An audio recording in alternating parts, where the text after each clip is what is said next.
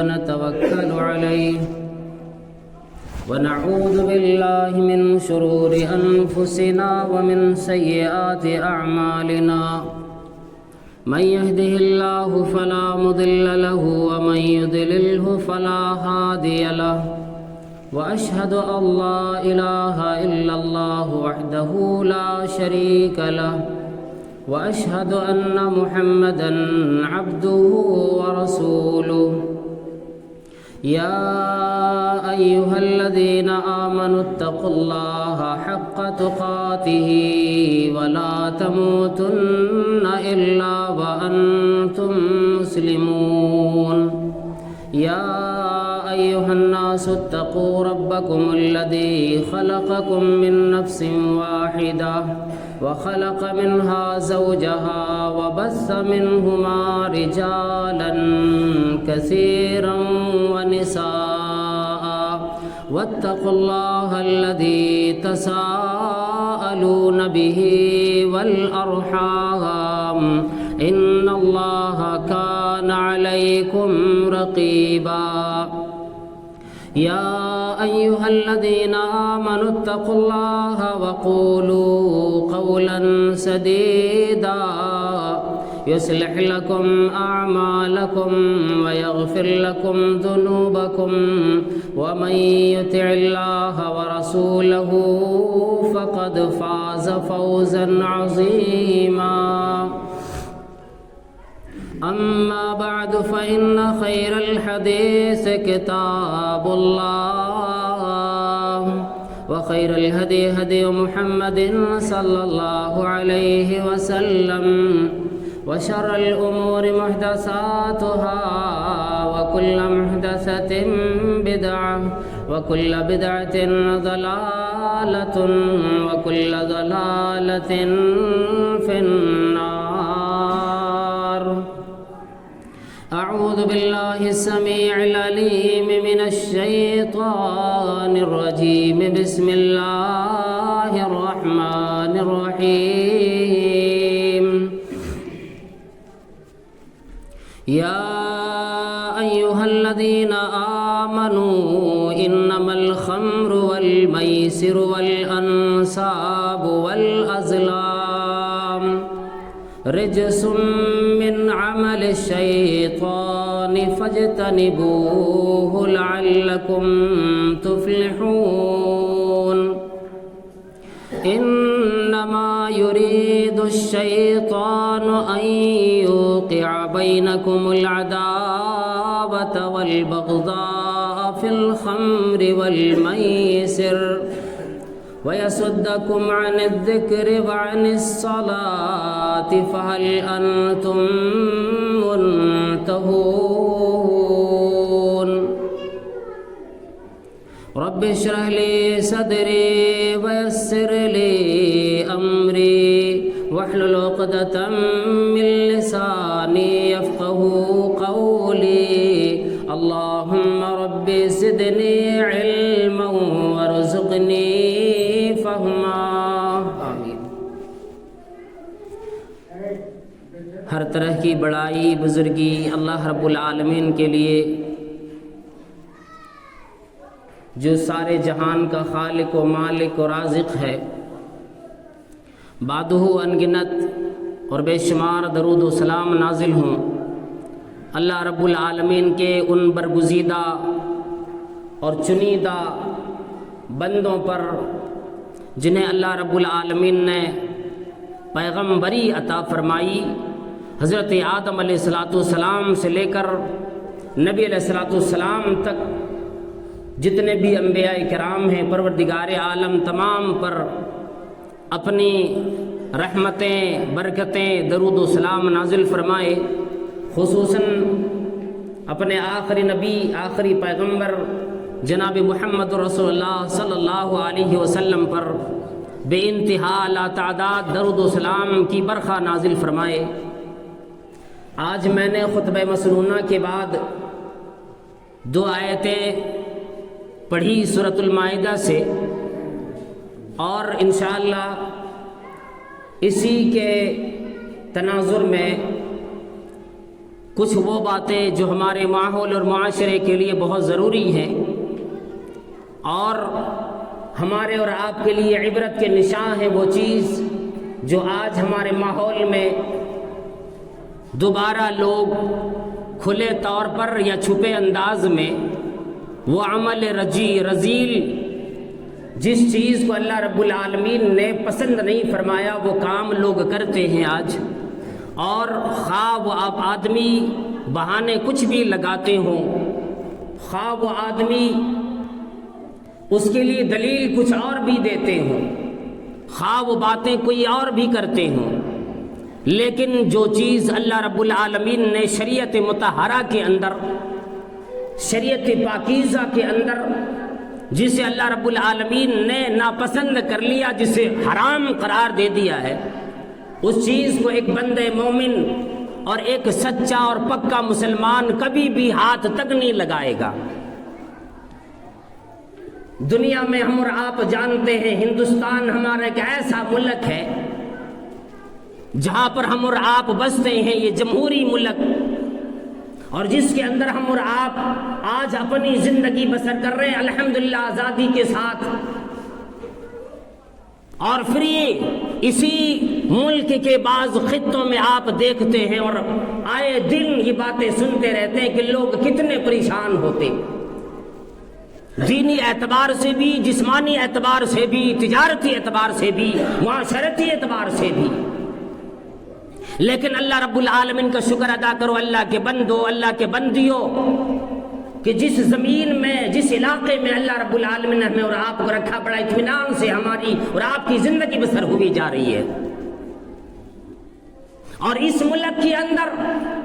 مسلمانوں نے تقریباً 800 سال تک جو حکومت کی، مغل بادشاہوں نے اور مغلیہ سلطنت کے لوگوں نے جو بادشاہت کی، یہ اس وقت تک بادشاہت رہی جب تک کہ اللہ رب العالمین کے قرآن کریم کے مطابق لوگ اپنی زندگی بسر کرنے کو پسند کرتے تھے،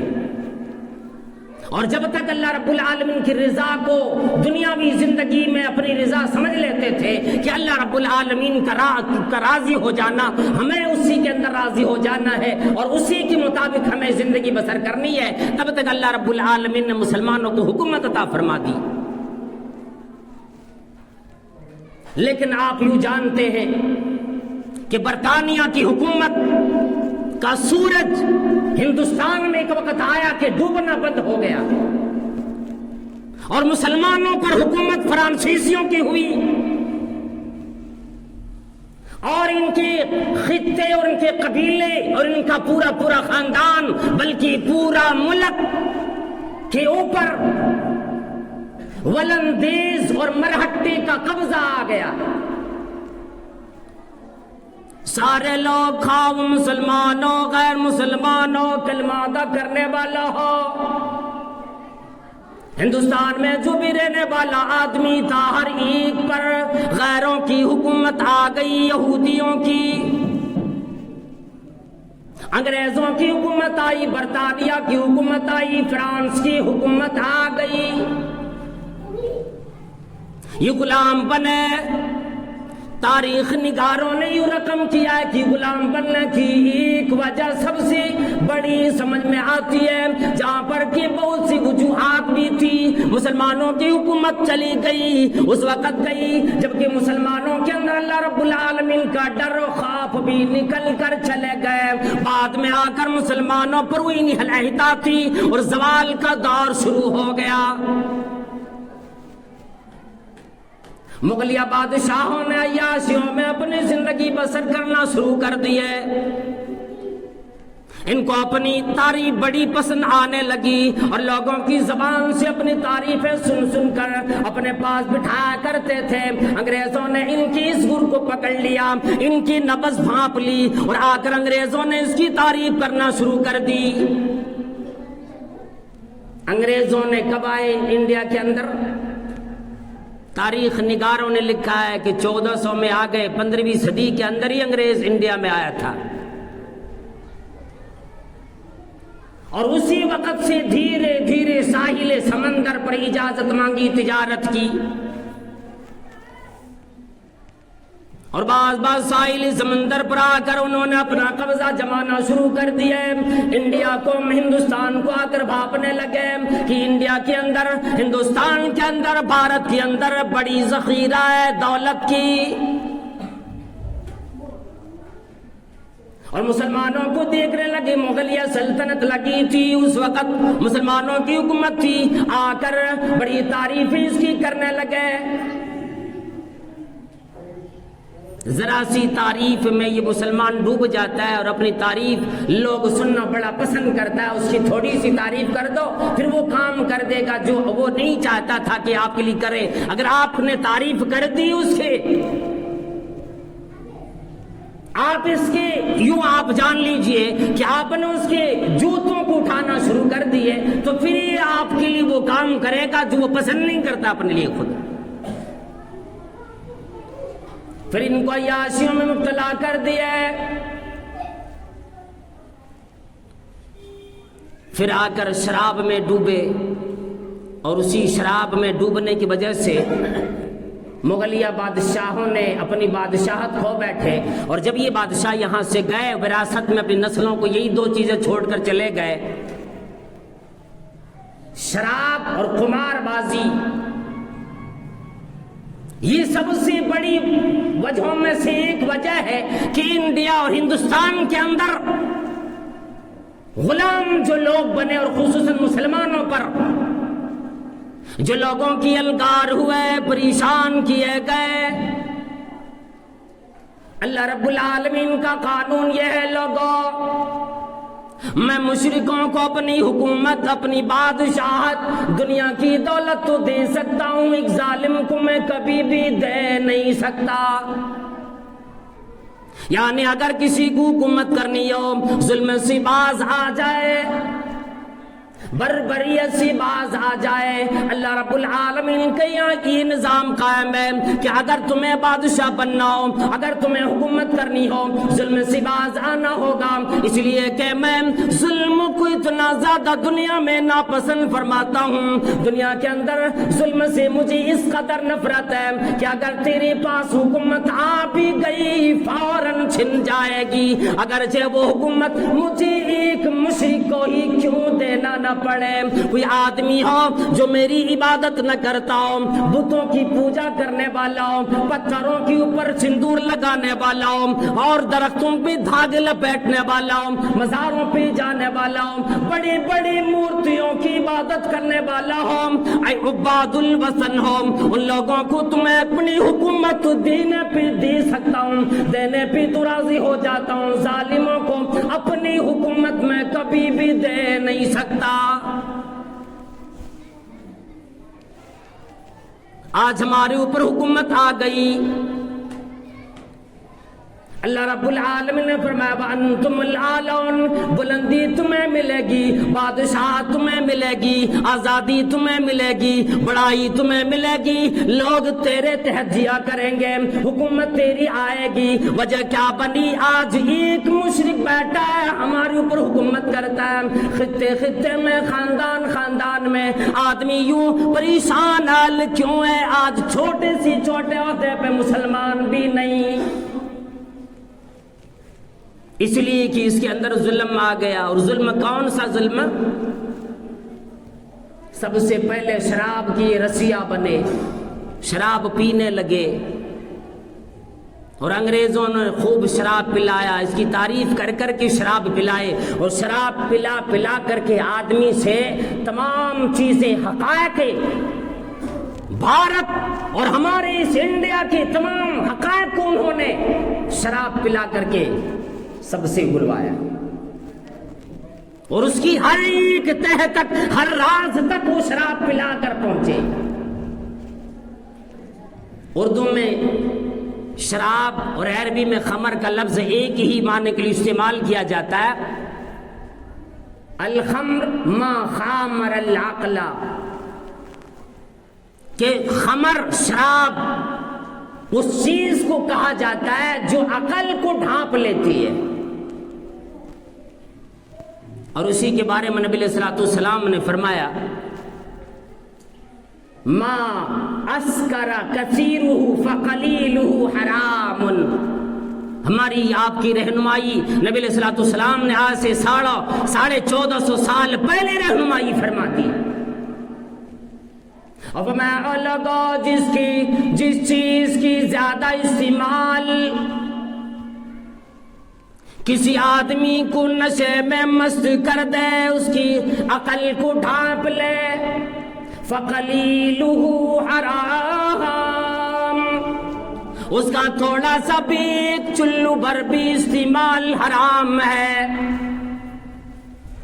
اللہ رب العالمین نے یہی چیز کو حرام کر دیا، اور اس لیے حرام کیا لوگوں کہ ہمارے اندر اللہ رب العالمین نے جو یہ ہمارا پورا جسم بنایا، گویا کہ ہر آدمی اپنے آپ میں ایک دنیا بنا ہوا ہے. ہر انسان اپنے آپ میں ایک دنیا ہے، اور ہر چیز وہ چیزیں جو دنیا کے اندر پائی جاتی ہے، ایک انسان کے اندر مکمل طریقے سے ان چیزوں کے ہر مادے پائے جاتے ہیں. آج ہی پتا کرو، ڈاکٹروں سے ملاقات کرو، پوچھو انسانوں کے اندر کون کون سی چیز جو دنیا میں موجود ہے پائی جاتی ہے. انسانوں میں لوہا آئرن موجود ہے کہ نہیں؟ انسانوں کی جسم میں چاندی کا مادہ ہے کہ نہیں؟ انسانوں کی جسم میں سونے کا مادہ ہے کہ نہیں؟ اللہ رب العالمین نے انسانوں کو ایک دنیا بنایا. ہر انسان ایک دنیا ہے، اور اللہ رب العالمین نے اس کمزور مخلوق کو بھی ایسی طاقت عطا فرمائی، پٹھوں دے کر کے، ہڈیاں دے کر کے، اور اس کے اندر نسیں اتنے لمبے لمبے دے کر کے کہ اگر ایک آدمی کی وہ نس نکالی جائے، وہ رگ نکالی جائے، تو لگ بھگ کہا جاتا ہے کہ 150 کلومیٹر تک وہ رگ جا سکتی ہے ایک آدمی کے جسم کے. ایک دھاگے پر انسان کا جسم ٹکا ہوا ہوتا ہے، اور وہی دھاگا جب کٹ جاتا ہے انسانی جسم کام کرنا بند کر دیتا ہے. انسانی جسم میں اللہ رب العالمین نے دماغ، سر کے اندر دماغ رکھا ہے، اور دماغ کو پورے جسم کا ایک کنٹرول روم بنا دیا ہے، اور اس کے اندر الگ الگ خلیے پیدا کر دیے، الگ الگ مشینیں پیدا کر دی، گویا کہ ایک پورا کمپیوٹر بیٹھا ہوا ہے، پورا جسم کا کام کرتا ہے. آپ کہتے ہو دل سے کام ہوتا ہے، نہیں، عقل اور دماغ سے کام لیتا ہے انسان. دل سے تو سوال کرتا ہے یہ کام کروں یا نہ کروں. اس لیے اللہ رب العالمین نے فرمایا کہ میں اس کے دل پہ مہر لگاتا ہوں، عقل پہ نہیں لگاتا. اس لیے کہ دل اگر بہتر رہے گا، مشورہ بھی اپنے کنٹرول روم میں صحیح طریقے سے واپس کرے گا، دے گا. اگر دل بگڑ جائے، اذا صلحت صلح الجسد كله واذا فسدت فسد الجسد كله. جسم کے اندر ایک لوتھڑا، ایک ٹکڑا اللہ رب العالمین نے رکھ دیے، اگر وہ ٹکڑا ٹھیک ہے، سارا جسم، سارا اعضاء ٹھیک کام کرے گا. آنکھ بھی ٹھیک کام کرے گی، اعضاء و جوارح بھی ٹھیک کام کریں گے، زبان بھی ٹھیک بولا کرے گی، دماغ بھی صحیح کام کرے گا. اگر وہ اعضاء بگڑ جائے، اگر وہ ٹکڑا، وہ لوتھڑا بگڑ جائے، سارا جسم بگڑ جاتا ہے، پھر اچھا کام کوئی نہیں کرتا. فرمایا وہ جسم کا ٹکڑا کون ہے؟ فرمایا الا وہی القلب، اور لوگوں دل ہے وہ دل کے اندر اللہ رب العالمین نے وہ تاثیر رکھی کہ مشورہ دیتا ہے، عقل اسی کو کام میں لاتا ہے. اور یہی عقل کو جب ڈھانپ لے، کوئی چیز کام کرنے نہ دے، پھر یہ مشورہ لے گا کیسے؟ جو حاکم خود بگڑا ہوا ہو، اپنے اراکین سے، اپنے رکن والوں سے کبھی مشورے نہیں لیتا. دونوں کو ٹھیک رہنا بڑی ضروری ہے.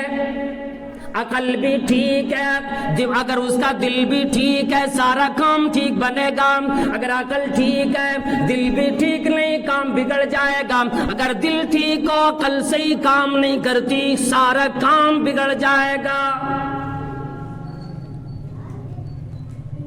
اور اسی لیے شیطانوں کا حملہ دل پہ ہوتا ہے، پھر عقل پہ ہوتا ہے. یہ خمر، یہ شراب عقل کو ڈھانپ لیتی ہے، اور جو آدمی شراب کا رسیا ہو جاتا ہے، جو آدمی شراب پیتے رہتا ہے، دارو پیتا ہے، بیئر پیتا ہے، اور نہ جانے کتنے ناموں سے اس کو موسوم کر کے وہ شے اپنے گھروں میں لا کر استعمال کرتا ہے ہماری معاشرے کے اندر۔ ایک آدمی اپنے شب زفاف میں شراب لے کر آتا ہے، نئی نویلی دلہن کے پاس جاتا، شراب پی کر جاتا، بیہودہ کو شرم تک نہیں آتی، اور وہ نہ جانے کیا کیا شراب پینے کی بات بکتا ہے، کیا کیا کہتا ہے۔ جو طریقے نبی علیہ السلام نے بتلایا کہ پہلی رات جب آپ دلہن سے ملاقات کرو، کون کون سے سنت طریقے ہیں وہ نہ اپنا کر یہ شراب کا رسیہ بنتا ہے۔ اور اس سے پہلے جب اس کا ولیمہ ہونے جاتا ہے، لوگ کھانے کے لیے آتے ہیں، الگ الگ یہ ڈھانچے میں لوگ آتے ہیں اور الگ الگ جانتے ہو، ہر آدمی کے پاس موبائل ہے، کیمرے لیتا ہے، میاں بیوی کھڑے ہو کر شرم نہیں آتی، اپنے بیوی کو سامنے کھڑا کر کے دوسروں سے فوٹو لواتا ہے، یا عقل ماری جاتی۔ جو آدمی شراب کا رسیہ ہوتا ہے، آپ اس کو دیکھیں گے،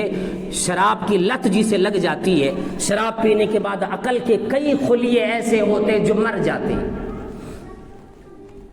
کام کرنا بند کر دیتے، یعنی وہ عقل سے کام لینا چھوڑ دیتے، عقل کا ساتھ دینا، دماغ کا ساتھ دینا چھوڑ دیتے۔ پھر وہ آدمی جب شراب کے نشے سے افاقہ پاتا ہے، شراب کی نشہ جب ٹوٹتی ہے، پھر وہ خلیے، وہ مادے، وہ جسم کی رگیں جو پہلے مر چکی، بیٹھ چکی، شراب پینے کی وجہ سے دوبارہ بیدار نہ ہوتی، پھر وہ آدمی اچھا کام کر نہیں پاتا، اس کی عقل پھر اچھا کام کرتی ہی نہیں ہے، وہ مردے ہو جاتے۔ اور شراب پینے والا وہ مدمنھا، اس پر مداومت کرنے والا، اس کا رسیہ بن جانے والا جو شراب مسلسل پیتا ہو، ولم یتب، اور وہ توبہ بھی نہ کرے اور مر جائے۔ اللہ کے نبی صلی اللہ تعالی علیہ وسلم نے فرمایا کہ شراب پینے والا بغیر توبہ کے مرے، کل قیامت کی دن جنت کا ایک بھی قطرہ نہ ملے گا۔ جنت کے قطرے، جنت کی وہ تمام پینے کی اشیاء اس آدمی پہ حرام کر دی جائے گی۔ جو آدمی شراب پیتا ہے، اور جو آدمی شراب پیتے پیتے مر جاتا ہے، نبی علیہ السلام نے فرمایا کہ وہ آدمی گویا کہ کعابد الوثن، اللہ رب العالمین سے جب یہ ملاقات کرے گا تو ان لوگوں کے زمرے میں یہ کھڑا ہوگا جہاں پر کفار اور مشرکین کی جماعت لگی ہوگی، مسلمانوں کی صف نہیں ملے گی۔ بیک وقت یہ آدمی چاہتا ہے میں مسلمان بھی رہوں، یہودی بھی رہوں، نصارہ بھی رہوں، بیک وقت لوگ مجھے مسلمانوں کی نام سے بھی موسوم کرے، مسلمانوں کی نام سے بھی پکارے، اور کام میرا یہودیوں والا، نصرانیوں والا، غیر مسلموں والا، مشرکین والا، کفار والا، منافقین والا، تمام کذابوں والا کام ہو۔ اور یہ آدمی سوچتا ہے سارا کام بھی ہو، میں مسلمان بھی رہوں۔ کسی شاعر نے کیا خوب کہہ دیا کہ وضع میں تم ہو نصارہ تو تمدن میں غنود، اور یہ مسلمان ہے جنہیں دیکھ کر شرمائے یہود۔ شراب پینے کے بعد آدمی وہ کام نہیں لے سکتا اپنے دماغ سے جو آدمی ایک عقل مند آدمی جو کام لیتا ہے، وہ آدمی اپنی ماں کو بھی صحیح سی پہچانتا نہیں، اس کے سامنے کون سی بات کرنی ہے کون سی نہیں یہ اسے پتا نہیں، بیوی میں بیٹی میں بھی فرق کرنا بھول جاتا ہے، بھائی بھائی میں فرق کرنا بھول جاتا ہے، ماحول معاشرے کے طریقے کو بھول بیٹھتا ہے، ساری چیزوں سے وہ آدمی اپنے آپ کو محروم کر لیتا ہے۔ ایک شرابی آدمی پھر شراب پی کر اپنی زندگی برباد کرنے والوں سنو، اللہ رب العالمین نے فرمایا یسألونک عن الخمر والمیسر قل فیہما اسم کبیر ومنافع للناس واسمہما اکبر من نفعہما۔ شراب جو حرام ہوئی ہے 4 ادوار میں، بعض لوگ اکثر جو محدثین کرام کی جماعت ہے وہ 3 ادوار تو لکھتے، لیکن 4 ادوار اکثر محدثین نے، مفکرین نے، مفسرین نے 4 ادوار لکھے، جن میں سے ایک آیت سورہ بقرہ کی پہلے نازل ہوئی، اے اللہ کے نبی صلی اللہ علیہ وسلم اور میرے پیغمبر، یہ لوگ شراب کے بارے میں، جوئے کے بارے میں آپ سے سوال کرتے۔ شراب اور جوا، مدینے میں شراب بنائی جاتی تھی، اور صحابہ کرام فرماتے ہیں ہم لوگ شراب جو بناتے تھے، کھجور سے شراب بنتی، انگور سے شراب بنتی، شہد سے شراب بنتی، گندم سے شراب بنتی، اور جو سے، یہ 5 اشیاء مدینے میں ذکر فرمائے۔ خراب تو کوئی شے نہیں، کھجور بھی کھانے والی چیز، اللہ کی نعمت، انگور بھی اللہ کی نعمت، شہد بھی اللہ کی نعمت، گندم گیہوں جسے ہم آپ کہتے ہیں یہ بھی اللہ کی نعمت، جو جسے ہم آپ میدا بھی استعمال کرتے ہیں آج کھانے کے لیے وہ بھی اللہ کی نعمت۔ یہ 5 اشیاء سے بنتے تھے مدینے کے اندر۔ اور صحابہ کرام میں سے وہ صحابی جو ابھی مسلمان ہوئے، شراب کی حرمت نہیں آئی، شراب پی کر لڑتے رہتے تھے، مست رہتے تھے، اور پوچھتے نبی علیہ السلام سے شراب کے بارے میں کہ آخر اس کی مضرات اتنے ہیں، اس کے نقصانات اتنے ہیں، وجہ کیا ہے اس کی اسلام میں آنے کی؟ صحابہ کرام کے اندر دلوں میں کھٹکتی تھی یہ بات۔ اللہ رب العالمین نے فرما دیا آپ کہہ دیجئے اسمہما کبیر، آپ کہہ دیجئے کہ یہ چیزیں ٹھیک نہیں ہیں، یہ کفر والا کام ہے۔ قل فیہما اسم کبیر، اس میں بڑی خرابی ہے، بڑا گناہ ہے، اور اس کے اندر کچھ تھوڑے بہت نفع بھی ہیں۔ کبھی آدمی کہتا ہے کہ تھکان میں جب پی لیتے ہیں تو تھکان چلی جاتی ہے، اور آدمی اپنے فکر کو، جو ماں بعد فکر ہوا ہے، ابھی جو پہلے ماں قبل جو فکر آئی اس کے ذہن میں، کوئی ٹینشن میں آدمی ہے تو شراب پی لیتا ہے تاکہ وہ ٹینشن چلا جائے، اور شراب کا کام ہی وہی ہے کہ پہلے کی ساری باتیں بھلا دے اور وہ کام بندہ کرے جسے ہوش نہ ہو۔ جیسے کوئی راز کی بات آپ نے کسی کے پاس رکھ دیے، اگر وہ شراب بھی ہے تو آپ کا راز محفوظ نہیں ہے، پھر وہ شراب پیے گا سارا راز کھول کر رکھ دے گا، اور وہ بھول جائے گا کہ فلاں آدمی نے مجھے منع کیا یہ باتیں کہنے سے، تو پہلے کی ساری باتیں بھول جانا۔ لیکن شراب وہ چیز ہے کہ وقتی طور پر جسم میں نشاط اور فرحت پیدا کر دے اور ما قبل چیزوں کو بھلا دے، لیکن اس کی نشہ اترتے ہی اعضاء کو اور کمزور کر دے۔ اس لیے جو آدمی شراب کا رسیا ہوتا ہے، زیادہ شراب پینے والا ہوتا ہے، آپ اس کو دیکھیں گے گلیوں میں جب وہ چلتا ہے، راستے میں جب وہ چلتا ہے، اگرچہ شراب میں نہ ہو پھر بھی وہ جھومتا ہوا چلتا ہے، اس کی اعضاء جوارے کمزور پڑ جاتے ہیں۔ شراب نہ پیے پھر بھی وہ آدمی یوں ہی مست معلوم ہوتا ہے، شراب پی کے لچا چل رہا ہے، اس کے اعضاء جوارے کمزور ہو جاتے۔ فرمایا اسمہما کبیر، اس کے اندر بڑی گناہ ہے، فائدے کم ہیں، یہ فرمایا۔ اور دوسری جگہ، دوسرے بار، یہ پہلے دفعہ اللہ رب العالمین نے فرمایا، اور دوسری جگہ پہ کیا فرمایا؟ یا ایھا الذین آمنوا لا تقربوا الصلاۃ وانتم سکارى حتی تعلموا ما تقولون۔ ایک مرتبہ حضرت علی رضی اللہ تعالی عنہ نماز پڑھا رہے تھے، یہ آیت اس وقت نازل ہوئی جب علی رضی اللہ تعالیٰ عنہ نماز پڑھا رہے تھے، اور نماز میں وہ جہری نماز تھی، شاید مغرب عشاء یا فجر کی رہی ہو، غالباً مغرب کی نماز کا ذکر آتا ہے کہ اس میں آپ نے قل یا ایھا الکافرون پڑھنا شروع کر دیے، اور یہی آیت کو غلط پڑھ دیے۔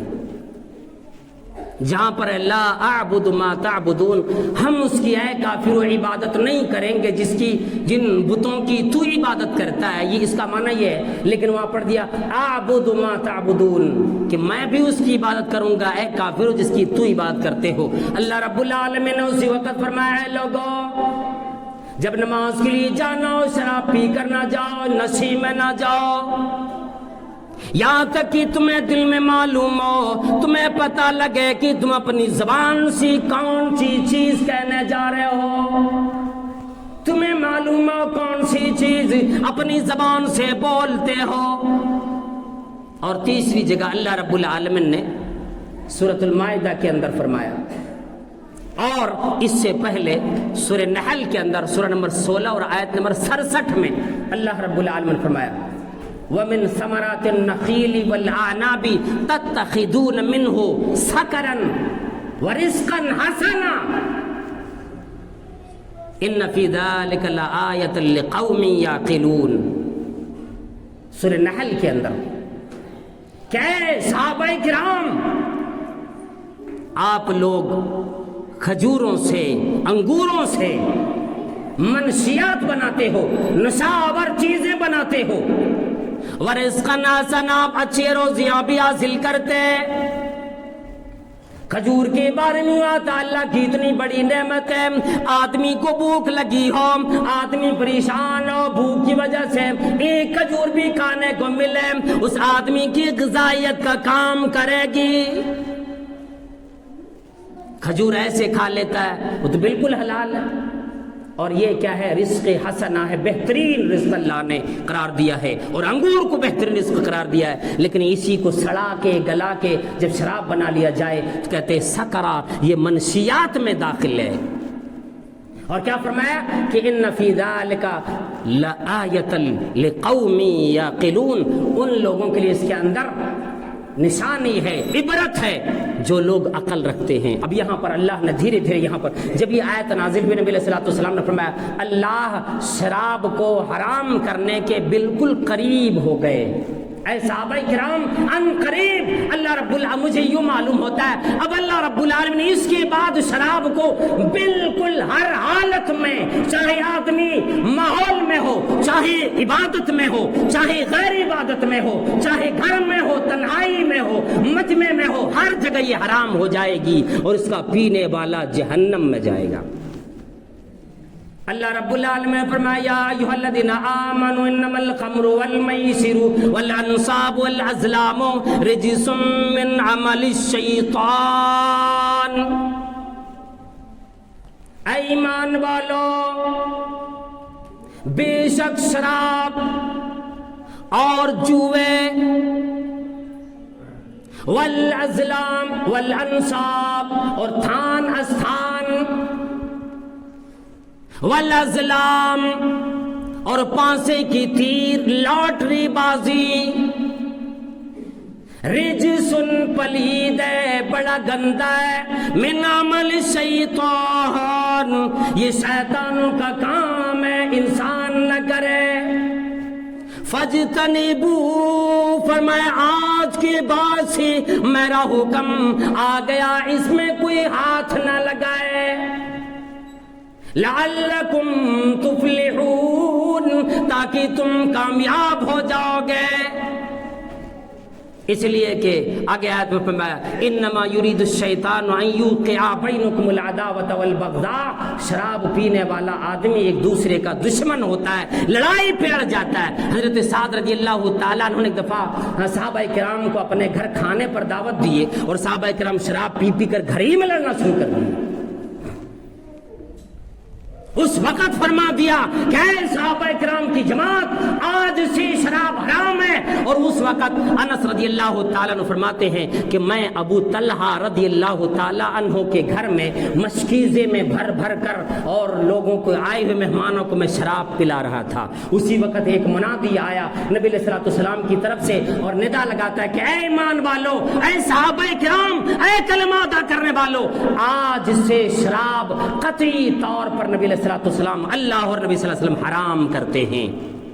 حضرت انس رضی اللہ تعالیٰ عنہ نے فرمایا کہ جو لوگ منہ میں ابھی شراب لگا لیے تھے، جو لوگ جام کو لگا لیے تھے، ہونٹوں میں لگا لیے تھے، اور کوئی آدمی ایسے بھی تھے جو ابھی منہ میں لے لیے تھے، کوئی آدمی گلاس میں لے لیے تھے، کوئی آدمی بیٹھے تھے انتظار میں، یہاں تک جب یہ اعلان آ گیا، اتنا ایمان تھا صحابہ کرام کو جن کا منہ میں تھا، یہ بھی اجازت دل نے نہیں دیا کہ اس کو پار کر لو، منہ میں جو بھی تھا وہ بھی شراب تھوک دیے باہر جا کر،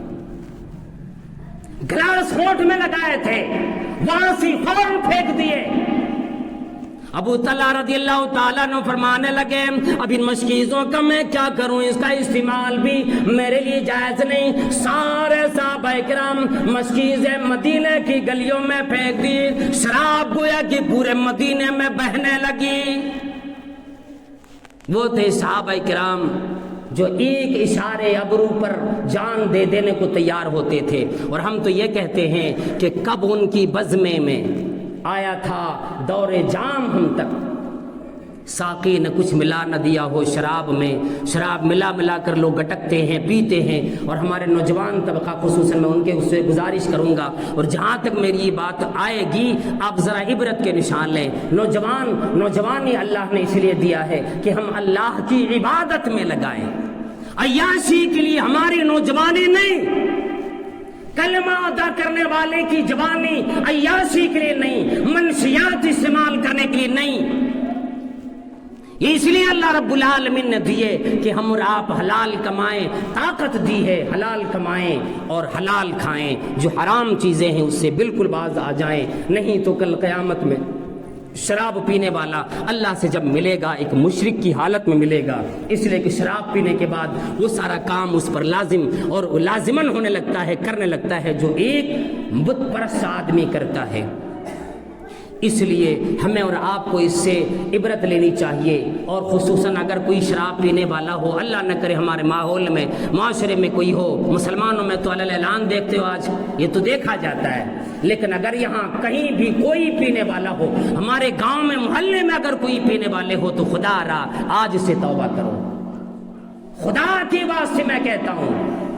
توبہ کر لو، پھر جب اللہ کے سامنے مر کے جاؤ گے اللہ کہے گا دیکھو یہ بندہ جس صحابہ کرام نے ایک مرتبہ اشارے سن کر شراب کو کے مٹکے کو توڑ دیا، گلاسوں کو پھینک دیے، اپنے منہ میں لیے شراب کو پھینک دیے، وہ سارے صحابہ کرام کے عمل کی طرح انہوں نے بھی کرنے کی کوشش کی۔ جس دن سے معلوم ہوا، جس دن سے تقریر سنے، فوراً شراب سے توبہ تلہ کر لیے اور میرا پکا بندہ بننے کی کوشش کیے۔ اس لیے لوگوں شراب سے توبہ کرو، اور شراب سے کوئی فائدہ نہیں سوائے نقصان کے، اگر فائدہ ہوتا، اگر آپ کے لیے کوئی فائدے ہوتے تو آپ کو شریعت بالکل نہیں روکتی، تمام مفسدات چیزوں سے یہ شریعت روکتی ہے، منکرات سے روکتی ہے جو ہمیں آپس میں خلل اور دشمنی پیدا کر دیتی ہے۔ اس لیے اللہ رب العالمین سے دعا کرے پروردگار عالم ہم تمام لوگوں کو شراب سے، منشیات سے اور ہر وہ چیز سے جیسے افیون ہے یا بھنگ ہے یا ہیروئن ہے، یہ شراب ہے، پروردگارہ ہم تمام لوگوں کو چرس وغیرہ سے یا پھر لوگ گانجا وغیرہ جو پیتے ہیں چھپ چھپ کر کے، پروردگارہ ہم تمام لوگوں کو ان تمام پلیدی کاموں سے، شیطانی عمل سے ہم سب کو توبہ کرنے کی اور اجتناب کرنے کی مکمل توفیق عطا فرما، آمین۔ اقول قولی ھذا واستغفر اللہ لی ولکم ولسائر المسلمین، بارک اللہ لنا ولکم فی القرآن العظیم ونفعنی وإیاکم بالآیات والذکر الحکیم، انہ تعالی جواد کریم بل ہم بر رؤوف الرحیم۔